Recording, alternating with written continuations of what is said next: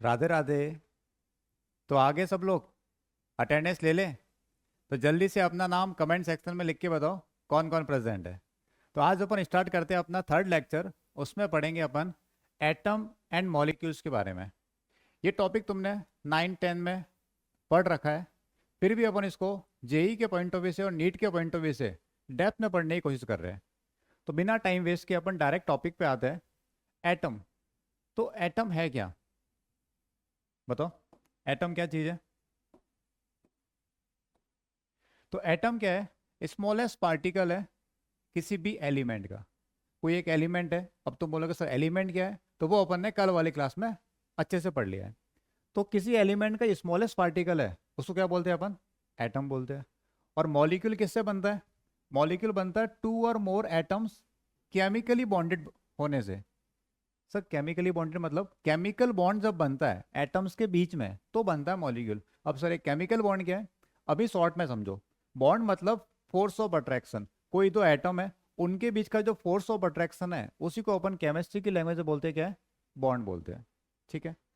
और chemical bond वैसे अपने को एक चैप्टर है पूरा, डिटेल में पढ़ेंगे अपन केमिस्ट्री के अंदर 11th के अंदर ही। तो पूरा डिटेल में पढ़ेंगे ये बॉन्ड बनता कैसे है, क्या क्या रोल है उन सब का, कैसे स्ट्रेंथ बढ़ती है, वो अपन बाद में पढ़ेंगे। तो अभी क्या समझना है, केमिकल बॉन्ड का मतलब क्या है? Force of attraction. तो ये मॉलिक्यूल कैसे बनेगा? दो एटम या दो से ज़्यादा एटम के बीच में बॉन्ड बनने से। ठीक है। दूसरा एक इंपॉर्टेंट पॉइंट है इसके अंदर, ये तुम्हें ध्यान रखना अच्छे से, कि जो एटम है मे और may not exist independently. Atom independently exist कर भी सकता और नहीं भी कर सकता। लेकिन मॉलिक्यूल के लिए क्या पॉइंट है? It exist इनडिपेंडेंटली।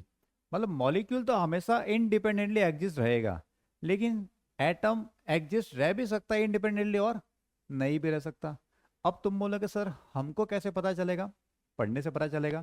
इसी चैप्टर के अंदर एक टॉपिक पढ़ेंगे अपन थोड़ी देर बाद में, उसका नाम है एटॉमिसिटी। उससे पता करते हैं कि अच्छा ये अकेला रह पाएगा या नहीं रह पाएगा। ठीक है। तो इंपॉर्टेंट पॉइंट है, उसको ध्यान रखना। एटम क्या है? इनडिपेंडेंटली एग्जिस्ट कर भी सकता और नहीं भी कर सकता, लेकिन मॉलिक्यूल अकेला रहेगा। ठीक। थर्ड पॉइंट है, ये किससे बना होता है? सब एटॉमिक पार्टिकल से बना होता है। सब एटॉमिक पार्टिकल कौन? वही इलेक्ट्रॉन, प्रोटॉन, न्यूट्रॉन, इनको अपन किस में रखते हैं? सब एटॉमिक पार्टिकल से। और मॉलिक्यूल किससे बनेगा? टू और मोर एटम से बनेगा। एग्जाम्पल से समझते हैं अपन। जैसे मैंने सिर्फ H लिखा है, तो H क्या? हाइड्रोजन का एक एटम है। लेकिन अगर मैंने H2 लिखा तो वो क्या? हाइड्रोजन का एक मॉलिक्यूल। ऐसे O लिखा है तो वो ऑक्सीजन का एक एटम है। और O2 लिखा है तो वो क्या चीज़ है? ऑक्सीजन का मॉलिक्यूल। ऐसे ही Fe क्या है? Single atom. और यहाँ पे लिखा है H2O, ये क्या है? एक मॉलिक्यूल है। अब सुनना ध्यान से। ऑक्सीजन O की फॉर्म में एग्जिस्ट नहीं करेगा इंडिपेंडेंटली। किस फॉर्म में एग्जिस्ट करेगा? O2 की फॉर्म में। हाइड्रोजन H की फॉर्म में इंडिपेंडेंटली एग्जिस्ट नहीं करेगा। किस फॉर्म में करेगा? H2 की फॉर्म में करेगा। लेकिन Fe, आयरन जो है वो Fe की फॉर्म में एग्जिस्ट करता है। ये तो पता ही, H2O मॉलिक्यूल है। तो अब याद देखना, Fe एक एटम है, इसका एग्जिस्टेंस इंडिपेंडेंटली है, लेकिन इन दोनों का यहाँ पे नहीं है।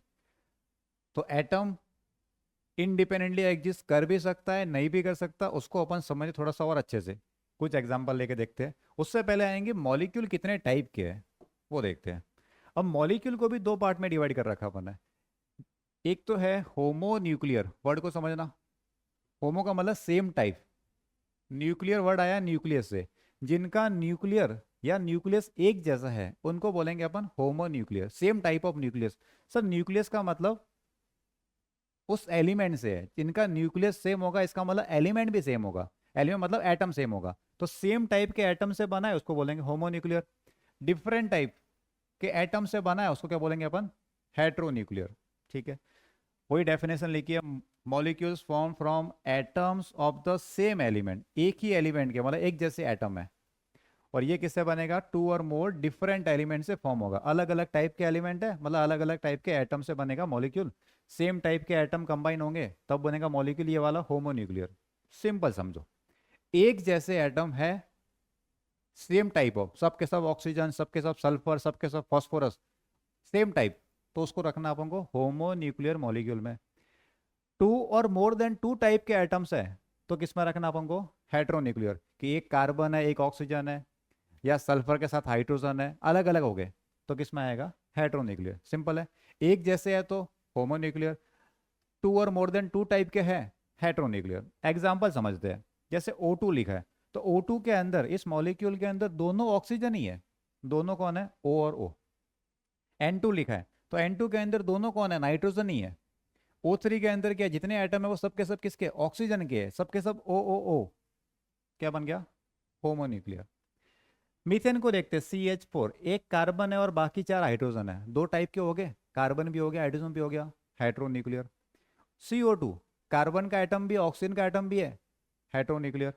H2O, हाइड्रोजन का एटम है ऑक्सीजन का एटम है, किस में आ गया? हेट्रोन्यूक्लियर। तो समझ में आ गया सर, एक जैसा दिखे होमो, अलग अलग दिखे इसका मतलब हेट्रो। अब आते हैं अपन क्वेश्चन के ऊपर।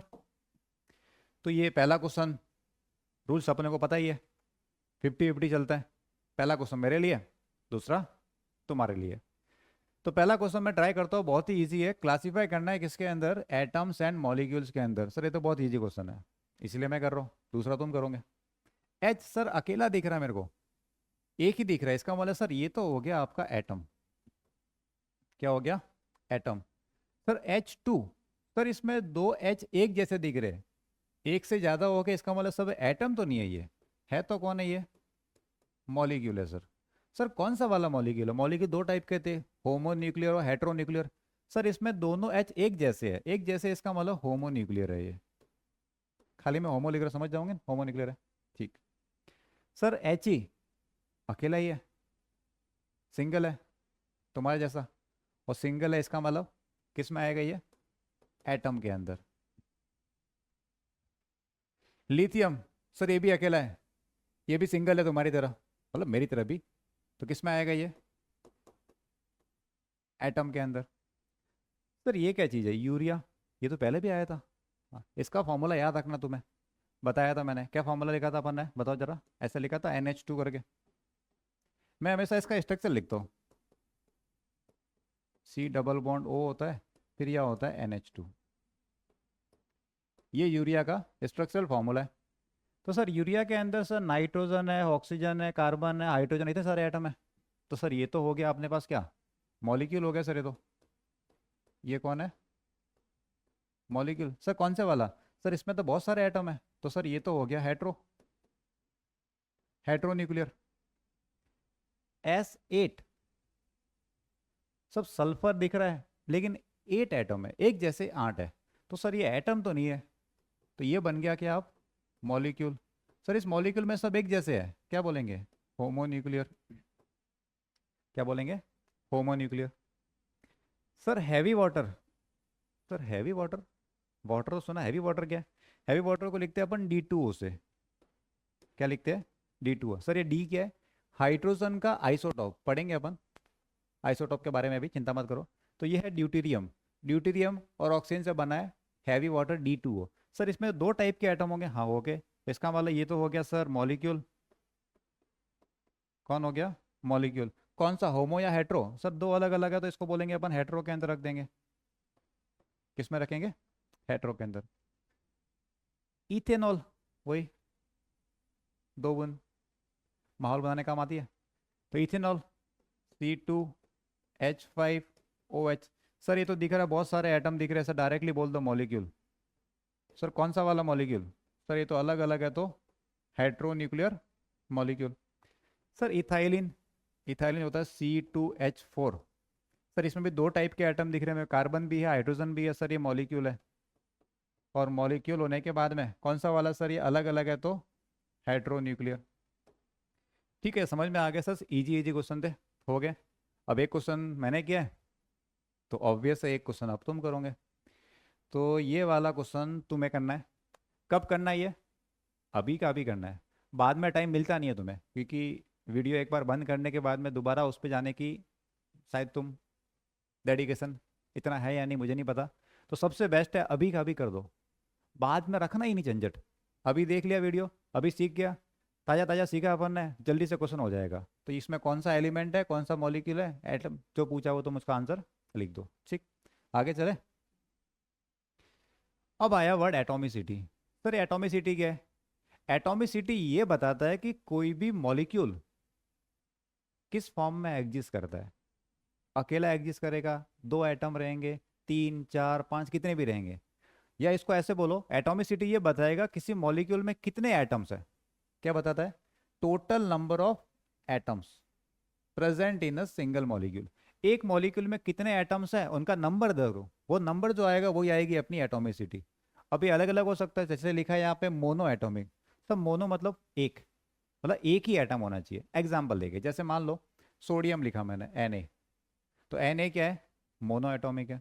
ऐसे ही लिथियम लिखा मैंने, लिथियम क्या है? मोनो एटॉमिक है, अकेला एग्जिस्ट कर रहा है, इसके लिए किसी और की जरूरत नहीं है। और जैसे पोटेशियम लिखा, क्या है? मोनो एटॉमिक है। इन जनरल जितने भी टाइप के मेटल्स हैं, all metals are mono atomic.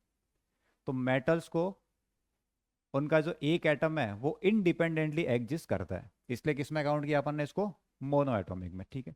क्या सर मेटल्स ही आएंगे और नहीं आएगा? बिल्कुल और भी आएगा, जैसे नॉन मेटल भी आते हैं। जैसे ये हीलियम को जानते हो, He, नॉन मेटल है, गैसेज है, लेकिन अकेला एटम इसका इसी फॉर्म में एग्जिस्ट करता है, He की फॉर्म में। ऐसे ही नियॉन, नियॉन का सिंगल एटम इसी फॉर्म में एग्जिस्ट करता है, तो एटॉमिसिटी कितनी हुई? 1। ठीक है, अंडरस्टूड है। डाई एटॉमिक, डाई एटॉमिक मतलब डाई मतलब दो, दो एटम होंगे। एग्जाम्पल के लिए जैसे H2, तो H2 क्या है? डाई एटॉमिक मॉलिक्यूल है, तो H2 की अगर एटॉमिसिटी पूछोगे तो 2। ऐसे ही नाइट्रोजन कैसे मिलता है अपन को? N2 की फॉर्म में। ऑक्सीजन कैसे मिलता है? O2 की फॉर्म में। तो ये क्या उनकी एटॉमिसिटी हो गया। सर ये तो सब आपने एक जैसे एटम लिए, कोई अलग अलग एटम वाला बताओ ना, हेटेरो न्यूक्लियर वाला बहुत सारे हैं। एग्जाम्पल के लिए HCl, HCl में कितने एटम है?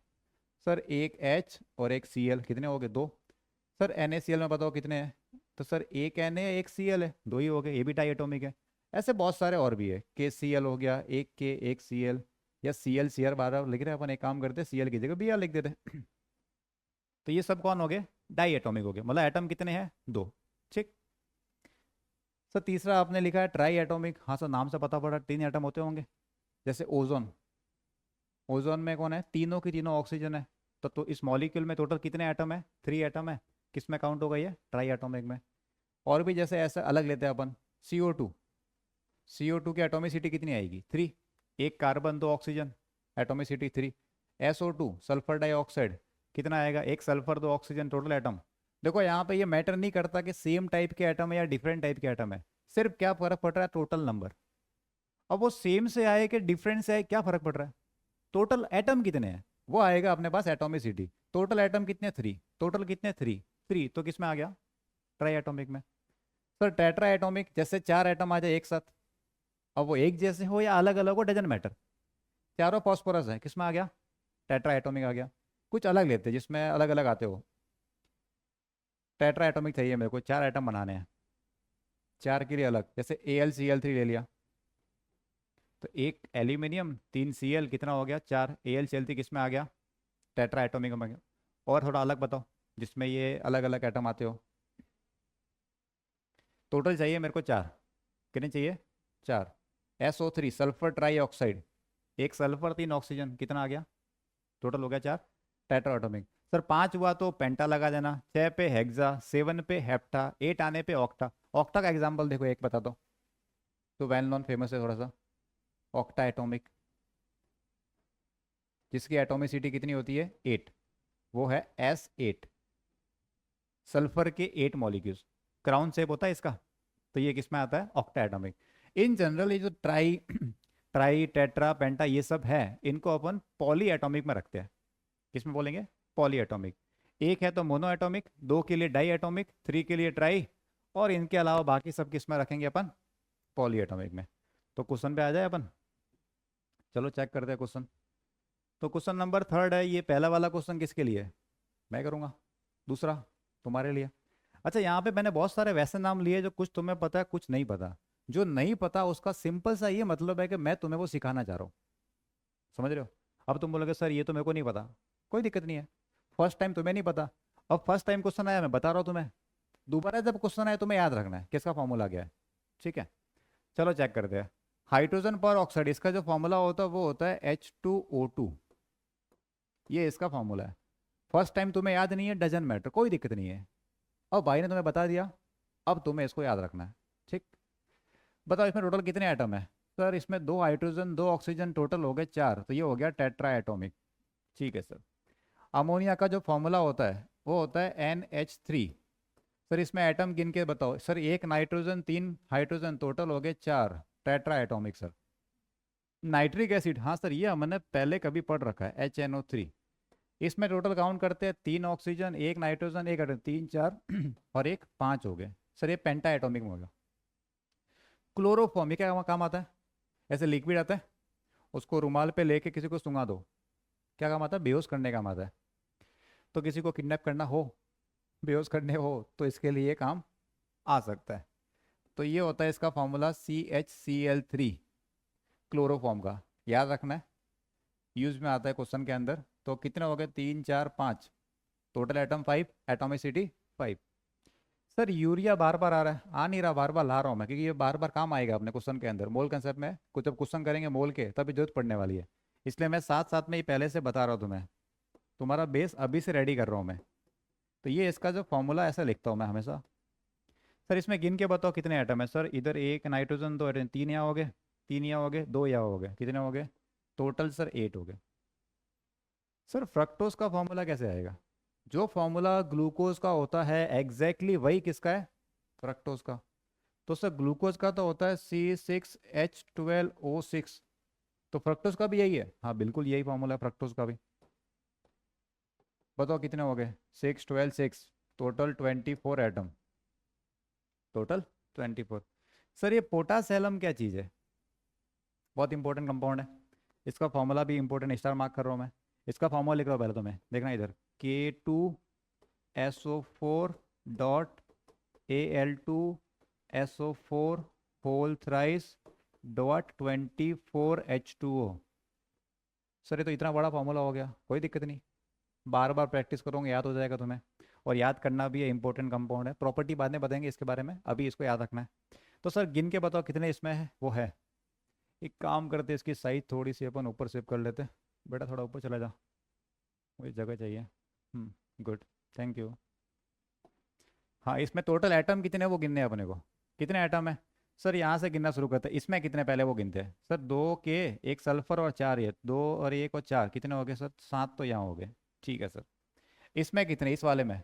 सर यार 2 तो एल्यूमिनियम है, और 4 और 1 5 इसके अंदर हो गए, तो 2 + 5 × 3। सर इंटू की किया क्योंकि ब्रैकेट के बाहर लिखा है, उसका मतलब पूरे से मल्टीप्लाई होगा, ठीक है।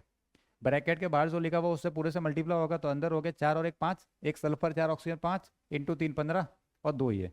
सर एक तो ये हो गया, प्लस सर ये बाहर लिखा 24, ये पूरे से मल्टीप्लाई करेगा, पूरे से अंदर कितने हैं? 2 और 1 3, 3 ये 4, ये सब कितना हो गया सर? 7 हो गया, प्लस 15 और 2 17, प्लस मल्टीप्लाई करो इसको, 4 3 12, 6 और 7। अब ये ऐड कौन करेगा? तुम कर दोगे मैं करूँ? चलो मैं कर ही देता हूँ। 7 7 14, 15 16, 1 हो गया, 7 8 9, तो मुझे लग रहा है 96। इसमें टोटल एटम कितने हैं? 96 ऐसा मुझे लग रहा है। तुम जरा वापस क्रॉस चेक कर देना। ठीक है, यहाँ तक तो 70 80 हो गया, 90 और ये 6। ठीक है, बाई चांस हो तो तुम देख लेना। जिप्सम क्या है? जिप्सम तो पहले पढ़ा होगा 10th के अंदर, जिप्सम और प्लास्टर ऑफ पेरिस दोनों। तो जिप्सम का फॉर्मूला क्या होता है? CaSO4.2H2O, कैल्शियम सल्फेट के साथ ये दो है water of crystallization 2H2O। Sir इसमें गिन के बताओ। सर एक कैल्शियम, एक सल्फर, एक 4 4 1 5 और एक 6 6, तो यहाँ पे हो गए 2 टाइम्स 2 और 1 3, 3 यहाँ पे हो गए, तो 6 इधर 6 इधर, टोटल कितने हो गए? 12। एटॉमिसिटी कितनी है इसकी? 12। ठीक। तो ये क्वेश्चन था, ये मैंने कर दिया। ऐसा ही अब एक क्वेश्चन तुम्हारे लिए है। कौन सा वाला? ये वाला। Right atomicity of each molecule in the comment section. समझ रहे हो?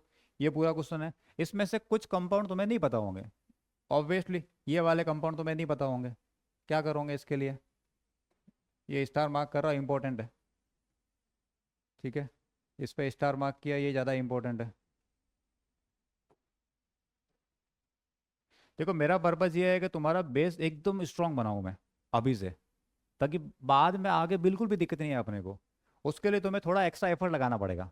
अब मैं तुम्हें बता रहा हूँ, जैसे ये मैंने यूज़ किया है, अब क्या करना है तुम्हें नहीं पता, कोई दिक्कत नहीं है। दोस्त को पूछो, टीचर को पूछो, और आंसर पता करो। नहीं हो बुक पढ़ लो। यहाँ से आंसर नहीं मिले तो फिर गूगल तुम्हारे पास सही है, उसको पूछ लो what is the molecular formula of aspirin, molecular form more salt global salt, formula बता देगा। अब तुम कर लो। एक बार उससे पूछ लिया, दोबारा अपन याद कर लेंगे, दोबारा उससे नहीं पूछेंगे अपन। और बाई चांस गूगल नहीं बता रहा तो मेरे को बोल देना, निर्मल से सब बता देंगे तुम्हें। तो अभी ये क्वेश्चन तुम्हें अभी क्या अभी करना है, जितना हो रहा है उतना भी करो, बाकी भी हेल्प लेके कर देना। ठीक है, आगे चले। थोड़ा अलग टाइप के क्वेश्चन है, क्वेश्चन को थोड़ा अलग फ्रेम किया हुआ है तो इसी के ऊपर, लेकिन फ्रेमिंग थोड़ी सी अलग है। क्या लिखा है, how many oxygen atoms are present, क्या पूछ रहा है अपन को, how many oxygen atom in 50 molecules, total molecules कितने हैं 50, किसके, जिप्सम के। अब देखो अगर तुम्हें इसका फॉर्मूला नहीं पता होगा तो क्वेश्चन अटक जाएगा, और एग्जाम में फॉर्मूला दे नहीं दे उसकी मूड के ऊपर डिपेंड करेगा, और देना नहीं चाहिए उसको, देता भी नहीं है। अब जिप्सम का अगर फॉर्मूला नहीं पता तो क्वेश्चन आगे नहीं होगा, इसलिए फॉर्मूला वो अपने को याद रखना था। तो जिप्सम का फॉर्मूला होता है CaSO4.2H2O, ये है जिप्सम। अब ये कह रहा है how many oxygen atoms are present in 50 molecules, इसके ऐसे ऐसे 50 मॉलिक्यूल्स। तो एक काम करते, एक मॉलिक्यूल में कितने वो निकाल देते, number of oxygen atom in one molecule of gypsum, one molecule of gypsum, इस पूरे एक मॉलिक्यूल में कितना ऑक्सीजन है। सर चार तो मेरे को यहाँ दिख रहा है, और टू इधर लिख रहा है। टू कैसे सर, ये देखो आगे टू लिखा हुआ है, टू टाइम्स हो जाएगा। वो तो एक है लेकिन आगे टू लिखा, मतलब टू यहाँ पे हो गया, चार यहाँ पे, टोटल कितना हो गया सर। सर यहाँ पे हो गया 6 हो गया यहाँ पे ऑक्सीजन एटम, कितने में, एक मॉलिक्यूल के अंदर। इस पूरे एक के अंदर चार और दो, छह ऑक्सीजन है। तो सर एक में छह हो तो 50 में कितने होंगे। Therefore number of oxygen atoms in 50 molecules of gypsum क्या हो जाएगा, 6/1 × 50, कितना आ गया 300। कौन सा आंसर हो गया, ऑप्शन बी। सिंपल क्वेश्चन है ये, तो मैं भी लिख रहा हूँ, इतना लिखना नहीं होता एग्जाम में, ओरली भी कर सकते हो तुम। जब प्रैक्टिस हो जाएगी अपनी तो अपन ओरली कर देंगे। ठीक है, आगे चले। 3-4 क्वेश्चन मैं कर रहा हूँ, 5-6 क्वेश्चन तुम कर दोगे। ठीक है, 3 मैं कर लूंगा, 5 तुम कर देना, या 7 कर लेना तुम, बस चिंता मत करो, तुम्हें 7 क्वेश्चन दूंगा मैं, वो तुम कर देना। 3 क्वेश्चन मैं कर रहा हूँ। एक और देखते चलो। Calculate the total number of atoms, क्या चाहिए, टोटल नंबर ऑफ एटम चाहिए, किसमें, 10 मॉलिक्यूल्स ऑफ एस्पिरिन। अभी यहाँ पे वैसे फॉर्मूला दे रखा है, जानबूझ के नहीं दिया हो तब भी तुम्हें याद हो ही जाएगा। तो एस्पिरिन के अंदर टोटल नंबर ऑफ एटम कितने हैं। तो एक काम करते हैं, इस एक मॉलिक्यूल में कितने एटम है वो निकाल देते हैं अपन। तो number of atoms in one molecule of aspirin, एक मॉलिक्यूल में कितने एटम है सर, गिन लेंगे अपन तो, 9, 8 और 4, 9 + 8 17, 17 + 4 कितने हो गए, 21, कितने हो गए 21। सर एक मॉलिक्यूल में 21 है, अपने पास कितने मॉलिक्यूल है सर, अपने पास 10 मॉलिक्यूल है। तो सर एक में 21 तो 10 में कितने होंगे, 10 × 21। ये वही यूनिटरी मेथड बोलते हैं इसको। Atoms in 10 molecules of aspirin, 21 × 10 कितना हो गया, 210। है कहीं ऑप्शन, हाँ सर ऑप्शन 1 दिख रहा है।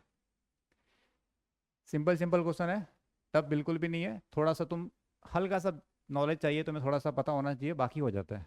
ठीक है, आगे चले। एटम फाइंड करना था, एटम फाइंड कर लिया। क्वेश्चन नंबर 7, 7 में क्या बोल रहा है, हाउ मैनी हाइड्रोजन एटम्स, क्या चाहिए इसको, हाइड्रोजन एटम चाहिए, present in 25 molecules of calcium phosphate. अब अगर तुम्हें कैल्शियम फॉस्फेट का फॉर्मूला नहीं पता फिर अटक जाओगे। तो अभी मैं इसका फॉर्मूला बता रहा हूँ, ये मैं कर देता हूँ, आगे वाले सब तुम कर देना फिर। तो कैल्शियम फॉस्फेट का फॉर्मूला होता है Ca3PO4 होल ट्वाइस। फिर चिंता मत करो, ये आयनिक कंपाउंड के जो फॉर्मूले हैं ये अपन सीखेंगे बनाना कैसे बनते हैं वो, ठीक है। अभी के लिए तुम इसको देख लो खाली। तो सर कैल्शियम फॉस्फेट के अंदर पूछ रहा है हाइड्रोजन के एटम्स कितने हैं। सर इधर तो हाइड्रोजन दिख भी नहीं रहा, एक भी नहीं दिख रहा, तो इसका मतलब सर नहीं है। तो आंसर क्या हो गया, जीरो। बस इतना सा क्वेश्चन था। जब इसमें हाइड्रोजन है ही नहीं, एक मॉलिक्यूल में नहीं है, तो 25 में कहाँ से आ जाएगा, जीरो का जीरो रहेगा, ठीक है। आगे चले, ये वाला क्वेश्चन आप तुम्हें करना है, मैं इस साइड आ जाता हूँ, तुम उस क्वेश्चन को कैप्चर कर दो। क्या लिखा है, sample contains 100 molecules of laughing gas and 100 molecules of ozone. दो अलग अलग टाइप की गैसेज है, लाफिंग गैस भी है, देखो अभी मैं फॉर्मूला दे रखा है N2O, बाद में तुम्हें एग्जाम में नहीं देगा, और ओजोन भी है। What is the total number of nitrogen, ozone में कितने नाइट्रोजन है वो, प्लस उसमें कितने, दोनों का सम कर देना, ठीक। तो ये तुम्हारे लिए क्या रहेगा, होमवर्क। ये क्वेश्चन देखते हैं। एक सैंपल ऑफ ब्लू विट्रोल, ये याद रखना, अभी बता दिया, CuSO4.5H2O contains 300 copper atom, total कितने हैं 300 है। चलो ये मैं कर देता हूँ, ये मैं कर देता हूँ, थोड़ा सा अलग है। ये कह रहा है कि ना sample of blue vitriol contains 300 copper atom, total इसमें कितने कॉपर एटम है 300 है। तो क्या पूछ रहा है, find the total number of hydrogen atom, तो इसमें हाइड्रोजन एटम कितने होंगे। क्वेश्चन तो सिंपल है, बस थोड़ा सा तुम्हें एक बार बताना ही जरूरत है, फिर तो तुम कर दोगे। ये कह रहा है इसके अंदर कॉपर कितना है 300, पूछ क्या रहा है, total number of hydrogen atom in the sample. तो एक काम करते हैं, इसमें कॉपर के एटम कितने हैं, अब मैं लिख नहीं रहा, ठीक है। इसमें नंबर ऑफ कॉपर कितने हैं, सर इसमें तो नंबर ऑफ कॉपर एक है, इसमें नंबर ऑफ हाइड्रोजन कितने हैं ये बताओ जरा, नंबर ऑफ एच। सर यहाँ पे नहीं है, सर यहाँ एच है, सर एच तो दो है, टू नहीं है, आगे 5 लिखा हुआ है, तो ये हो जाएगा 10। कितना, 10। 5 आगे लिखा हुआ पूरे से मल्टीप्लाई करेगा, H2O के सबसे मल्टीप्लाई करेगा। तो सर इसमें कॉपर एक था और हाइड्रोजन कितना था 10, इसका मतलब एक कॉपर है तो 10 हाइड्रोजन होगा। सुनना ध्यान से, एक कॉपर होने पे कितना हाइड्रोजन है 10, तो फिर 300 कॉपर होने पे कितना होगा। जब एक पे 10 हो रहा है, तो अगर इसके अंदर 300 होते तो कितना होता, सर 10 से मल्टीप्लाई कर देंगे, कितना आ गया 3000। बस वापिस सुन लो, इस पूरे सैंपल के अंदर कॉपर देखा तो एक है, हाइड्रोजन देखा 10 है, मतलब ये एक कॉपर है तो उसके रेस्पेक्ट में कितने हाइड्रोजन है 10 है, 1 के रेस्पेक्ट में 10, तो 300 के रेस्पेक्ट में कितना होगा उसका 10 टाइम्स, 10 × 300 कितना आ गया 3000, ठीक। तो ये मैंने कर दिया, आगे वाला क्वेश्चन देखते जरा, कौन करेगा। और sample of ferrous ammonium sulphate, FAS भी लिखे, शॉर्ट में इसको FAS लिखा जाता है, और ये इसका नेम और है, इस नाम से भी फेमस है, मोअर सॉल्ट। ये इसका दिया फॉर्मूला FeSO4 NH4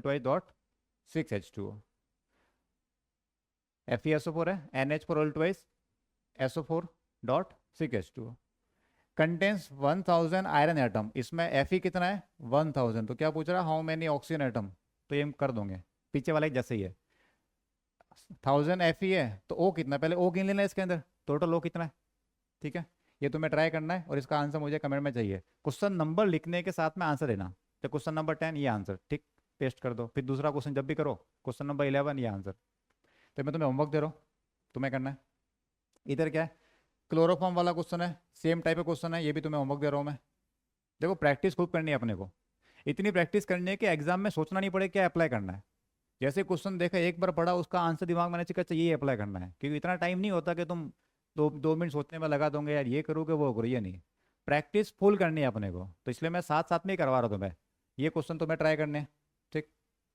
इधर क्या चीज़ है, चलो ये थोड़ा अलग दिख रहा है तो बहुत सिंपल ये, फिर भी ट्राई कर लेते हैं। For the molecules magnesium hydroxide, ये दे रखा फॉर्मूला अपने को इसके लिए, what is the total number of atom, total atom कितने हैं in one molecule and how many of those are hydrogen atom. फालतू क्वेश्चन एक तरह से, बहुत ही ईजी है। चलो देखते हो इधर, यहाँ पे चेक करते हैं, बताओ टोटल एटम कितने हैं इसके अंदर। सर टोटल एटम वो गिन लेंगे वहाँ से अपन तो, MgOH whole twice, sir total atom के लिए तो गिनना है बस खाली अपन को, तो टोटल एटम्स, सर एक तो मैग्नीशियम हो गया, दो अंदर और बाहर 2 से मल्टीप्लाई हो जाएगा, कितना हो गया 2 × 2, एक और एक 2, इंटू 2, टोटल हो गया सर 5 एटम।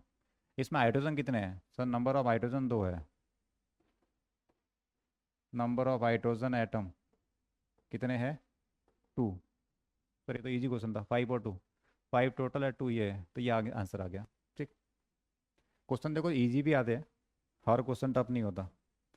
ये वाला क्वेश्चन ऐसे कैसे सेम टू सेम तुम्हें करना है, होमवर्क दे रहा हूँ। ये भी तुम्हें होमवर्क दे रहा हूँ, एक बार देख लो अच्छे से, फोटो देख लो, फोटो खींच लो, ताकि तुम्हें अभी करना पड़ेगा, इसलिए स्क्रीनशॉट ले लो इसका चाहो तो। ठीक है, क्वेश्चन देख लिया। नेक्स्ट टॉपिक आते हैं। तो एटॉमिसिटी क्या होता है समझ लिया अच्छे से अपन ने पूरा डिटेल के अंदर। अब चले next, representation of an atom. किसी भी एटम को रिप्रेजेंट कैसे करते हैं? तो ये रिप्रेजेंट करने का तरीका होता है, जेड लिखा होता है, एक्स लिखा होता है और ए लिखा होता है। ए को इधर भी लिखते हैं उधर भी, दोनों सही है। किसी कहीं कहीं पे ये मिलेगा, कहीं पे ये मिलेगा, दोनों एग्जैक्टली सेम है, कहीं कोई डिफरेंस नहीं है। ठीक है सर, ये एक्स क्या है? सर वाई लिख देते हैं इसकी जगह, एक्स क्यों लिखा? जब भी ये एक्स आता है सर, थोड़ा सा तो इमोशनल होने की जरूरत नहीं है, एज ए सब्जेक्ट पढ़ना अपने को। ठीक है, एक्स क्या है बताओ? ये इधर इधर वाले एक्स की बात कर रहा हूँ मैं। ठीक है, एक्स क्या है यहाँ पे? Symbol of element. तुम पता नहीं कहाँ चले जाते हो, एलिमेंट का क्या है? ये सिंबल है। ठीक है सर। सर जेड क्या है? जेड नीचे लिखा गया ये नंबर है, जेड है एटॉमिक नंबर। जेड क्या है? Atomic number. और सर जो एटॉमिक नंबर होता है वो हमेशा नंबर ऑफ प्रोटॉन के इक्वल होता है। एटॉमिक नंबर हमेशा किसके इक्वल होता है? नंबर ऑफ प्रोटॉन के। और अगर एटम की फॉर्म में है, मतलब न्यूट्रल है, तो एटम के लिए ये इक्वल भी होता है नंबर ऑफ इलेक्ट्रॉन के लिए। किसकी बात करें? जब एटम की बात कर रहे हैं अपन, क्योंकि एटम इलेक्ट्रिकली न्यूट्रल होता है, और न्यूट्रल होने पे इलेक्ट्रॉन और प्रोटॉन सेम रहते हैं। ठीक, तो सर जेड क्या था? Atomic number. एटॉमिक नंबर क्या होता है? जो नंबर ऑफ प्रोटॉन होते हैं, और ये नंबर ऑफ इलेक्ट्रॉन के इक्वल होगा अगर एटम दिया हुआ तो, या कहीं बोल रखा है न्यूट्रल है तो। ठीक है सर। सर ये ए क्या है? ए है मास नंबर। ए क्या है? Mass number. Sir mass number क्या होता है? ये होता है number of neutron plus proton, या number of proton plus number of neutron, इन दोनों का जब सम करते हैं तो जो नंबर आता है उसको बोलते हैं अपन मास नंबर। तो किसी एटम में कितने प्रोटॉन है कितने न्यूट्रॉन है उनका सम कर देंगे, सम करने पे जो आएगा उसको क्या बोल देंगे अपन? मास नंबर बोल देंगे। ठीक है सर, ये ए में से अगर जेड को माइनस करो तो क्या आएगा? ए माइनस जेड, ये क्या आएगा? ये आता है नंबर ऑफ न्यूट्रॉन। सर ये कैसे पता किया आपने? क्योंकि देख लो ए क्या था? ए में था प्रोटॉन और न्यूट्रॉन दोनों। ठीक, जेड में क्या था? प्रोटॉन। तो सर इसमें से इसको माइनस कर दिया, क्या बच गया? न्यूट्रॉन बच गया, नंबर ऑफ न्यूट्रॉन। एक वर्ड आता है न्यूक्लियन करके, तो जो प्रोटॉन और न्यूट्रॉन है इन दोनों को मिला के जो वर्ड यूज करते हैं वो है न्यूक्लियन।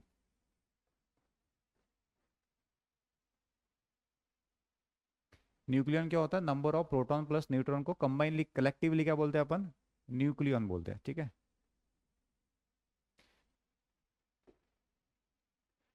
अब इसे देखो, ये क्या है? पीरियोडिक टेबल है यहाँ पे।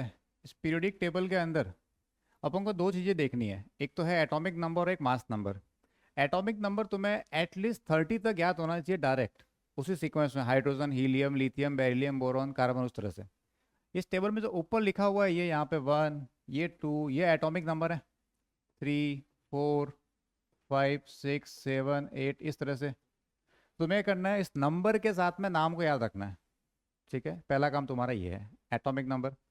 दूसरा क्या है, यार नीचे मास नंबर लिखा हुआ है, इसको अगर ध्यान से देखो, यहाँ पे ये लिखा है 1.008, थोड़ा दिख नहीं रहा होगा तुम्हें शायद, मैं खाली बोल रहा हूँ, सुन लो अच्छे से। 1.00, तो इसका मतलब 1 लेना अपन को नियरेस्ट इंटीजर में, तो 1 हो गया इसका हाइड्रोजन का मास नंबर।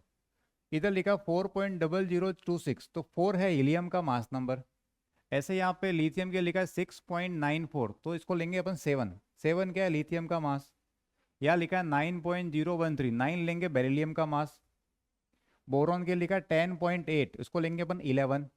कार्बन के लिए 12, इधर लिखा 14, इधर 16, ये 19 लिखा। फ्लोरीन का मास नंबर कितना? 19 का। नियॉन का कितना है? 20.18, 20 लेंगे अपन नियॉन का मास नंबर। सोडियम का लिखा है 23, इधर लिखा है 24। एल्यूमिनियम है 27, silicon 28, phosphorus 31, sulphur 32, chlorine 35.5, argon 40। ये सब क्या मास नंबर है। देखो एग्जाम में क्या एटॉमिक नंबर कभी दिया हुआ नहीं होता, एटॉमिक नंबर कभी देगा ही नहीं वो तुम्हें, मास नंबर तुम्हें दे देता है वो। जितने एग्जाम हुए, जब जब भी क्वेश्चन आया है तो मैक्सिमम टाइम में मास नंबर उसने दिया ही है। फिर भी अपन क्या करेंगे, इनका मास नंबर कुछ का जो वेल नोन है, बहुत ज़्यादा कॉमन है, जो बार बार काम आएगा, उनको अपन याद कर लेंगे। ठीक है। और जैसे पोटेशियम का 39 है, कैल्शियम का 40 है, इस तरह से तुम्हें अभी देखो डायरेक्ट तो याद नहीं होगा एक साथ, तो पार्ट वाइज याद कर देना। जैसे मान लो आज 10 का याद रखा मास नंबर, सबसे पहला काम क्या है तुम्हारा, एटॉमिक नंबर याद रखना। कितना, 30 तक, जिंक तक, यहाँ तक तुम्हें एटॉमिक नंबर याद रखना है, पहला काम तुम्हारा ये। 30 हो जाए तो इसको बढ़ा के यहाँ तक 40 तक, या 30 एक बार याद कर लो, वो बाद वाला तो अपन ब्लॉक वाइज याद कर लेंगे। जो पीरियड टेबल आएगा और ये एस ब्लॉक पी ब्लॉक पढ़ेंगे तो ब्लॉक वाइज वैसे याद हो जाएगा। बट अभी के लिए 30 तक तुम्हें एटॉमिक नंबर लाइन से याद रखना है, पहला काम। दूसरा, आज के लिए 10 तक का मास नंबर याद कर देना, हाइड्रोजन से लेकर नियॉन तक का। फिर नेक्स्ट डे 20 तक, फिर नेक्स्ट डे 30 तक। स्टेप बाय स्टेप करूँगा तो हो जाएगा। या फिर दूसरा तरीका, जब जब क्वेश्चन में जरूरत पड़ेगी उस टाइम याद करते रहना, कि मान लो पहला क्वेश्चन किया उसमें जरूरत पड़ रही है कार्बन की, तो जो एक बार लिखाऊंगा फिर तुम याद कर देना। दूसरा जरूरत पड़े हाइड्रोजन की, उसको याद कर लेना। ठीक है, दो तरीके, 10-10 याद करो, या फिर जब मैं क्वेश्चन करूंगा, क्वेश्चन दूंगा, उस टाइम पे क्वेश्चन में आंसर देखने के बाद तुम याद कर लो कि अच्छा ठीक है अब की बार ये आएगा तो ये करना है, जो तुम्हें ठीक लगे वैसे। अब इसको यूज़ करेंगे थोड़ी देर बाद में, अपन इसके ऊपर क्वेश्चन भी करेंगे। तो मुझे क्या बताना था, एटॉमिक नंबर बताना था, मास नंबर बताना था। अब ये क्वेश्चन है, पहला क्वेश्चन मेरे लिए, दूसरा क्वेश्चन तुम करोगे। क्या लिखा है, find total number of proton, electron, neutron, atomic number, mass number and number of nucleon, सब फाइंड करना है इसके अंदर। तो चलो देख लेते हैं। पहले लिखा है नंबर ऑफ प्रोटॉन, सर ये तो नीचे जो नंबर लिखा है उससे पता पड़ जाएगा। अच्छा पहले सुन लो, नीचे नंबर लिखा है वो है जेड, ऊपर लिखा है वो ए, तो जेड तो है 6, तो मैं पहले ही जेड लिख देता यहाँ पे 6। और ऊपर लिखा है वो मास नंबर है, मास नंबर कितना हो गया 12, सर ये पहले ही कर देते हैं अपन खत्म। ठीक। इसके अंदर नीचे लिखा वो क्या है जेड, तो नीचे लिखा है 92, ऊपर लिखा है 238, 238 क्या हो गया, मास नंबर हो गया। ठीक है सर। इधर लिखा नीचे 17, तो 17 तो हो गया एटॉमिक नंबर। ऊपर लिखा 35, 35 हो गया मास नंबर। दिख रहा है। तो ये तो दो चीज़ पहले से अपन लिख सकते हैं आराम से। इधर देखे 2 और 4, तो 2 तो हो गया एटॉमिक नंबर, 4 हो गया मास नंबर। 1 और 1, तो 1 तो हो गया एटॉमिक नंबर, मास नंबर भी 1। ठीक। अच्छा एक और कॉलम है number of nucleon. Number of nucleon क्या होता है, number of proton plus neutron. इसका मतलब डायरेक्टली जो मास नंबर है वही होता है नंबर ऑफ न्यूक्लियन, अलग से कुछ भी नहीं होता। तो नंबर ऑफ न्यूक्लियन और मास नंबर दोनों सेम चीज़ है, क्योंकि मास नंबर निकलता प्रोटॉन प्लस न्यूट्रॉन से, उसी को तो बोलते हैं न्यूक्लियन अपन। तो ये दोनों सेम चीज़ है। सर 3 कॉलम तो हो गए सर। अब आते हैं यहाँ पे प्रोटॉन पे। सर प्रोटॉन कितने होते हैं सर, आपने पहले लिखा था ब्रैकेट में किसी के प्रोटॉन, तो किसका था, जितना नंबर ऑफ, जितना एटॉमिक नंबर था। तो सर जो जेड वाला कॉलम है वो का वो हो गया प्रोटॉन वाला कॉलम, जेड अगर 6 है तो प्रोटॉन भी 6 होंगे। एटॉमिक नंबर 92 होने पे प्रोटॉन भी 92 होंगे। सर एटॉमिक नंबर 17 है तो प्रोटॉन भी कितने होंगे, 17 होंगे। सर एटॉमिक नंबर 2 तो प्रोटॉन भी कितने, 2। सर एटॉमिक नंबर 1 प्रोटॉन कितने, 1। सर ये भी हो गया। सर इस पे किसी पे चार्ज दिख रहा है क्या, नहीं सर चार्ज तो नहीं है, सबके सब न्यूट्रल है। और न्यूट्रल होने पे जितने प्रोटॉन उतने के उतने इलेक्ट्रॉन, तो इसका मतलब जितने प्रोटॉन है उतने ही कौन है, इलेक्ट्रॉन। कब करना ये काम, जब न्यूट्रल हो या जब एटम हो, क्योंकि एटम कैसा होता है, न्यूट्रल होता है। ठीक है। सर अब बात करते हैं न्यूट्रॉन की। न्यूट्रॉन कैसे निकलता सर, ए में से जेड को माइनस करने पे, ए में से जेड को माइनस करने पे 12 में से 6 को माइनस करो तो 6 आ जाएगा। ये 6 कैसे लिखा, मैं यहाँ लिख लो। ये किया मैंने, 12 में से 6 को माइनस किया तो जो आया वो, तो 12 कहाँ से आया, ए, 6 ये। इसके लिए क्या करेंगे, 238 माइनस 92, क्या करेंगे 238, उसमें से माइनस कर देंगे 92 को, जो आएगा वो 35 में से 17 को माइनस कर देंगे, उससे जो आएगा वो तुम लिख देना यहाँ पे। 4 माइनस 2 कर देना, जो आएगा वो तुम लिख देना यहाँ पे। इधर 1 माइनस 1 कितना आएगा, 0। तो जितने एलिमेंट है उसमें सिर्फ एक ऐसा एलिमेंट है हाइड्रोजन जिसमें न्यूट्रॉन कितने हैं, 0। बाकी किसी एलिमेंट में ऐसा नहीं है। सिर्फ हाइड्रोजन के अंदर कितना आ रहा है, न्यूट्रॉन, 0। तो कभी कभी मेरे को लगता है कि बाकी जो एलिमेंट है वो हाइड्रोजन को छेड़ते होंगे ऐसे, थोड़ा ऐसा गुस्से वाली कोशिश करते होंगे। एक डायलॉग सुना तुमने वो, तुम क्या जानो एक चुटकी सिंदूर की कीमत। ऐसे मेरे को इसको देख के थोड़ा कभी कभी इसके ऊपर एक लाइन आ जाती है, हाइड्रोजन को देख के सुनना, बाकी एलिमेंट बोलते होंगे इसको, तुम क्या जानो एक न्यूट्रॉन की कीमत हाइड्रोजन बेबी। ठीक है, तो हाइड्रोजन बेचारा न्यूट्रॉन नहीं रखता, जीरो है।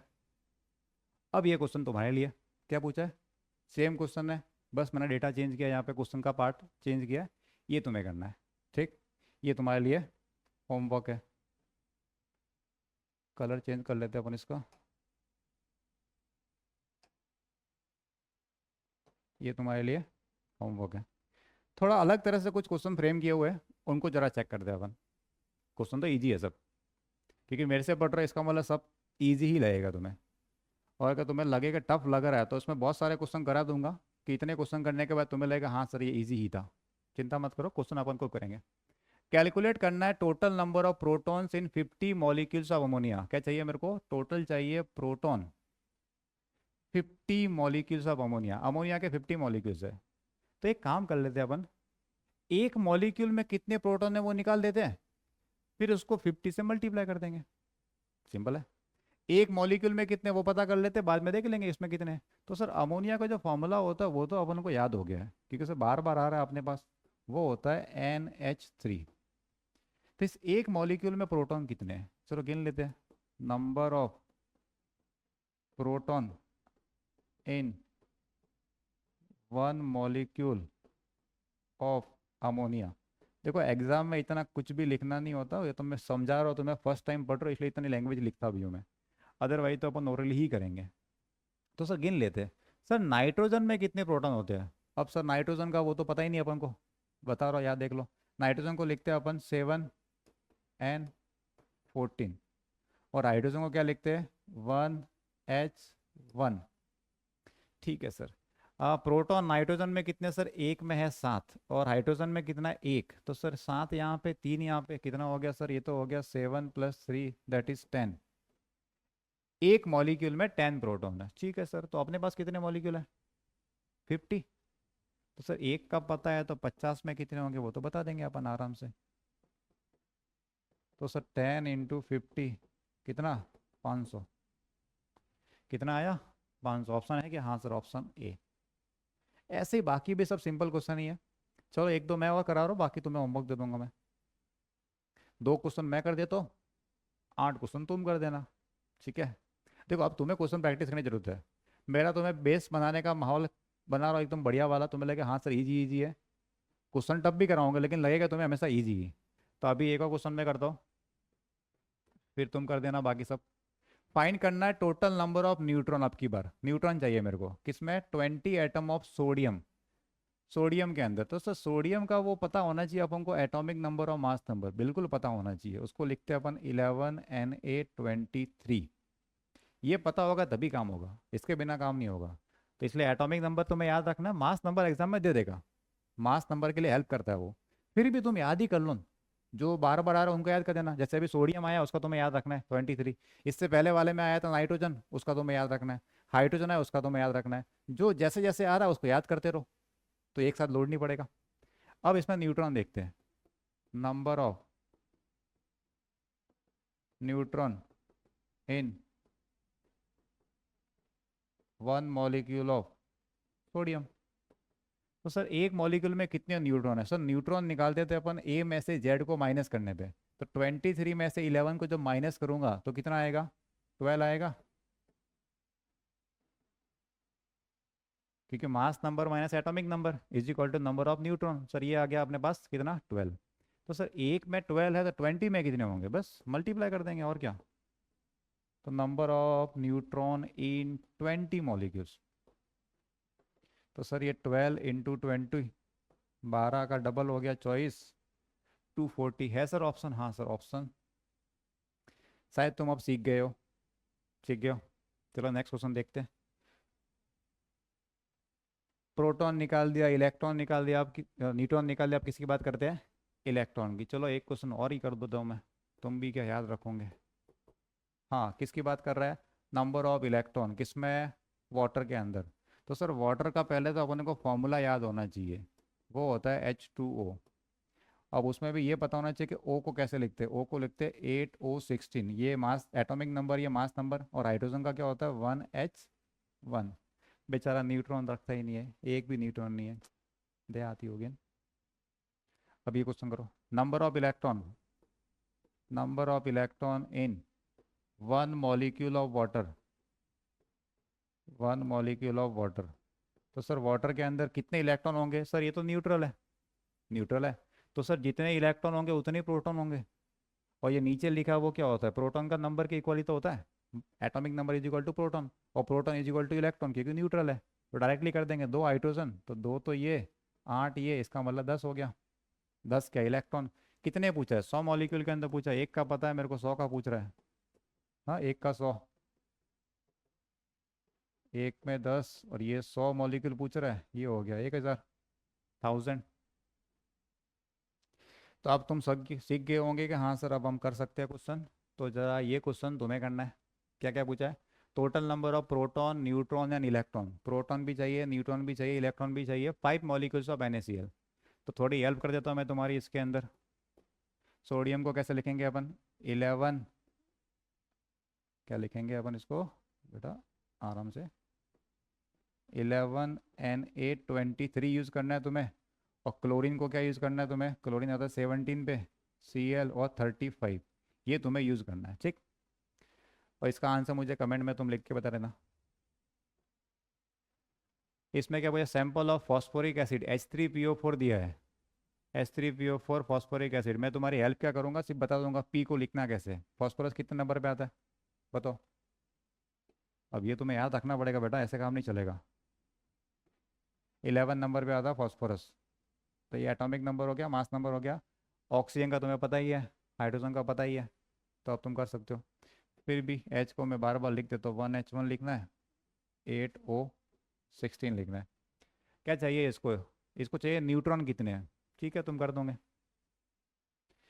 एक सैंपल में 30 फॉस्फोरस है, उसके रेस्पेक्ट में चाहिए total number of neutron in sample. Sample मतलब पूरे के अंदर पता करना है, ठीक है।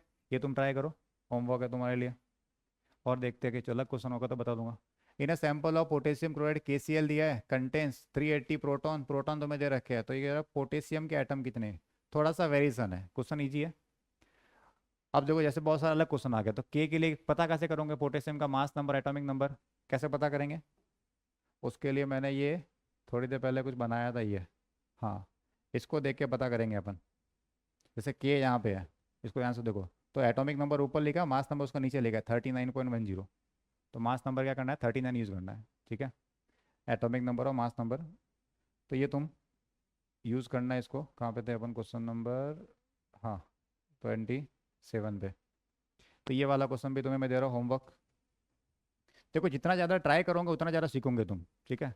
प्रैक्टिस तुम्हें करनी पड़ेगी। सही हो रहा है गलत हो रहा है स्टार्टिंग में मैटर नहीं करता, जब तुम सीख रहे होगे तो हो सकता है गलत भी हो जाए आंसर, कि तुम्हारा आंसर है इनमें से एक भी नहीं है, ऑप्शन दिए उनमें से मैच नहीं कर रहा, कोई दिक्कत नहीं है। वापस ट्राई करो, ऐसा करो कि ऑप्शन में मिल जाए। फिर 2-3 लोगों से हेल्प ले लेंगे अपन, दोस्तों से वेरीफाई कर लेंगे, तुम्हारे क्लास के जो दोस्त है उनको पूछो, भाई ये वाला क्वेश्चन ट्राई करके बता, उसको पूछो, 2-3 लोगों से कंफर्म हो गया। फिर भी डाउट हो तो टीचर को पकड़ो, अदरवाइज मैं तो हुई तुम्हारे लिए। कमेंट कर देना दिक्कत आए तो, अगर कोई दिक्कत आ रही है, कोई प्रॉब्लम आ रही है तो तुम कमेंट कर देना। ये भी तुम्हारे लिए होमवर्क है। इस सैंपल के अंदर ये FeBr3 दिया हुआ है, there are 900 bromine atom, bromine कितना है 900। तो चाहिए तुम्हें total number of proton in the entrance sample. थोड़ा सा दिमाग लगाओगे हो जाएगा, टफ क्वेश्चन नहीं है, ठीक है। ये ट्राई करना है। सेम ये भी होमवर्क दे रहा हूँ मैं तुम्हें, प्रैक्टिस करनी है अपने को खूब सारी, ठीक है। मैं 1-2 क्वेश्चन करा के छोड़ सकता हूँ, पर मेरा पर्पज़ वो नहीं है। तुम जितना ज़्यादा प्रैक्टिस करोगे उतना ज़्यादा सीखोगे। तो ये तुम्हारे लिए होमवर्क है, ट्राई करना है इसको। ये भी एक अच्छा क्वेश्चन है, ये इसमें मैं स्टार मार्क कर रहा हूँ, ये एक अच्छा क्वेश्चन है, ठीक है। थोड़ा सा अलग तरह सोचने की जरूरत है इसके अंदर, इसलिए ये अच्छा क्वेश्चन है। क्वेश्चन हो जाएगा, बाकी स्टार मार्क कर रहा हूँ मैं। ये JEE एडवांस के अकॉर्डिंग मान सकते हो उसको, ठीक है। नीट के लेवल से ऊपर का क्वेश्चन है, बाकी नीट में भी ऐसे क्वेश्चन अब बन रहे हैं। अभी पैटर्न ऐसा आ रहा है कि ऐसे इस लेवल पर क्वेश्चन बन रहे हैं। बाकी स्टार्टिंग के टाइम पे प्योरली ये पहले एडवांस का क्वेश्चन हुआ करता था, बाद में ऐसा एक क्वेश्चन JEE मेंस ने पूछ रखा है, तो अभी लेवल डाउन हो गया तो इसको बोल देंगे जेई मेंस के अकॉर्डिंग क्वेश्चन है। मेंस का जो लेवल है ऑलमोस्ट अब नीट का भी सेम ही रह रहा है।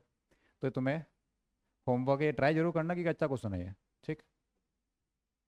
एक ये भी क्वेश्चन है। बीच बीच में मैं पर्पज़ ये हो रहा है कि मैं तुम्हें ये नाम सिखाऊं, इसलिए मैं तुम्हें ऐसे ऐसे अलग अलग क्वेश्चन दे रहा हूँ। ठीक है। वरना मैं सेम सिंपल वाले question water ammonia CO2 SO2 वो वाले क्वेश्चन दे दूंगा तो मैं लगेगा हाँ सर इजी है, हमसे हो गया। तुमसे हो जाए अच्छी बात है, नहीं हो रहा तब भी कोई दिक्कत नहीं है, ट्राई करना तुम्हें तो ये है। ठीक। तो अभी आज के लिए इतना ही। तो ये क्वेश्चन जितने मैंने दिए ये सब तुम ट्राई करो ईमानदारी से, नहीं आए टीचर की हेल्प लो, दोस्त से पूछो, गूगल की भी हेल्प ले सकते हो, कोई दिक्कत नहीं है। हेल्प लेने में दिक्कत नहीं है। देखो हेल्प करना और चीटिंग करने में क्या डिफरेंस होता है, सुनना तरीका बता दो। जैसे मान लो पहला क्वेश्चन लिया, मैंने उस क्वेश्चन को गूगल पे फोटो डाल के डाल दिया, गूगल लेंस से मैंने पूछा, उसका आंसर है मैंने लिख दिया, ये हो गई चीटिंग। अब तरीका क्या है, वही क्वेश्चन का फोटो डाला मैंने गूगल पे, पहले मैंने ट्राई किया मेरे से नहीं हुआ, गूगल को पूछा, गूगल ने मेरे को आंसर बताया कि अच्छा ये स्टेप 1 स्टेप 2 स्टेप 3, अच्छा ये वाला फॉर्मूला लगाना था, अच्छा यहाँ मैंने ये मिस्टेक कर दी। समझ लिया, गूगल को साइड में रखा। अब मैं वापस खुद से ट्राई कर रहा हूँ, पूरा मैं उसको रख दिया साइड में मैंने, अब मैं खुद से ट्राई कर रहा हूँ, अब मेरे से हो गया, इसका मतलब मैंने उससे हेल्प ली है। देख के लिख रहा हो तो चीटिंग है, समझ के लिख रहा हो तो वह हेल्प है। ठीक है। तो तुम गूगल से भी पूछ सकते हो, कोई दिक्कत नहीं है, चैट जीपीटी यूज करो, जेमिनी यूज करो, डजन मैटर, अपना पर्पस क्या है, कंसेप्ट क्लियर होना चाहिए, नॉलेज बिल्ड होना चाहिए। ठीक है। उसके लिए तो ये क्वेश्चन तुम्हें ट्राई करने पड़ेंगे, तो ये क्वेश्चन तुम ट्राई करो। इसी के साथ अपन फिर मिलेंगे नेक्स्ट लेक्चर में और एक नए कंसेप्ट के साथ में। चलो आज के लिए इतना ही, राधे राधे।